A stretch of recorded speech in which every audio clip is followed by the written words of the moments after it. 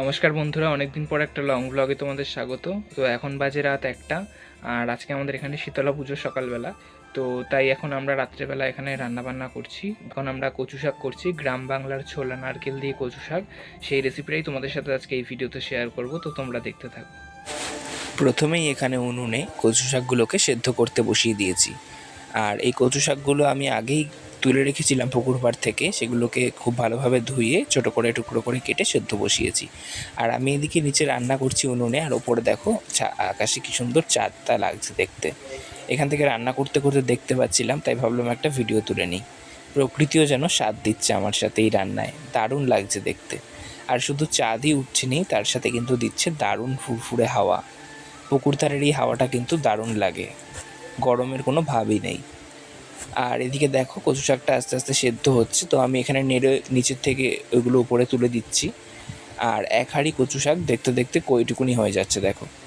এদিকে কচু শাকটা প্রায় সেদ্ধ হয়ে গেছে, আর কিছুক্ষণ ফুটলে আমি নামিয়ে নেব। তো এখানে নামিয়ে নিয়েছি, আর খুন্তি দিয়ে চেপে চেপে জলটা কিছুটা ঝরিয়ে নিতে হবে। এরপর যে ছোলাটা ভিজিয়ে রেখেছিলাম, সেই ছোলাটাকে জল ঝরিয়ে ভালো করে ভেজে নিতে হবে। তো কড়াইতে দিয়ে দিয়েছি তেল, তেলটা গরম হলে ছোলাগুলো ভেজে নিচ্ছি। আর ছোলাটা বেশ কিছুক্ষণ সময় নিয়ে ভাজতে হবে, যেহেতু ভেজানো ছিল। এরকম লালচে হয়ে গেলে আমি ছোলাগুলোকে তুলে নিচ্ছি তেলগুলো ছেঁকে। এরপরে এই একই তেলে ভেজে নেব নারকেল কোড়া। নারকেল কোড়া ছাড়া কিন্তু কচু শাক একদম অসম্পূর্ণ। নারকেল কোড়ার জন্যই কিন্তু এর স্বাদটা আরও দ্বিগুণ হয়ে যায়। তো নারকেল কোড়ানোটা ভাজা হয়ে গেলে তুলে নিয়েছি। এরপর কড়াইতে কিছুটা তেল দিয়ে গরম করে দিয়ে দিয়েছিলাম 5 ফোড়ন, কিছুটা তেজপাতা, আর সাথে লঙ্কা। এখানে আমি বোম্বাই লঙ্কা ব্যবহার করেছি, এই লঙ্কাগুলো কিন্তু খুব ঝাল, তাই দুটো দিয়েছি।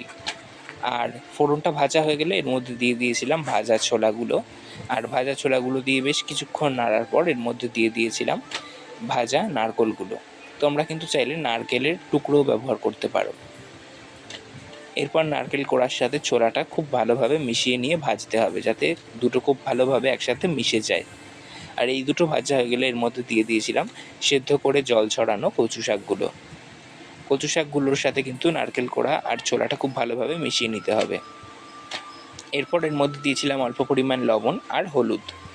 আর কোনো ধরনের গুঁড়ো মশলাতে ব্যবহার হবে না, যেহেতু কাঁচা লঙ্কা দিয়েছি তাই আর লঙ্কার গুঁড়ো দেবো না। এরপর কিন্তু নাড়তে নাড়তে আস্তে আস্তে জলটা পুরো শুকোবে, ততক্ষণই নাড়তে হবে যতক্ষণ জলটা না শুকোচ্ছে। আর এদিকে আমি রান্না করছি, আর ওদিকে ঘুম হচ্ছে দেখো একদম মেঝেতে লুটিয়ে। তো খুব ভালোভাবে নাড়তে নাড়তে দেখো জলটা একদম শুকিয়ে এসছে, একদম শুকনো হয়ে যাবে, তখন একটু চিনি দিয়ে দিতে হবে। এরপর দেখো এখানে প্রায় তৈরি হয়ে গেছে।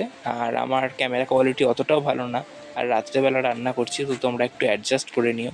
আর এদিকে আমি ঘেমে পুরো স্নান করে গেছি রান্না করতে করতে। কেমন লাগলো আজকের রেসিপিটা আমায় কমেন্টে জানিও। বাড়িতে অবশ্যই একবার এইভাবে সহজে ট্রাই করো।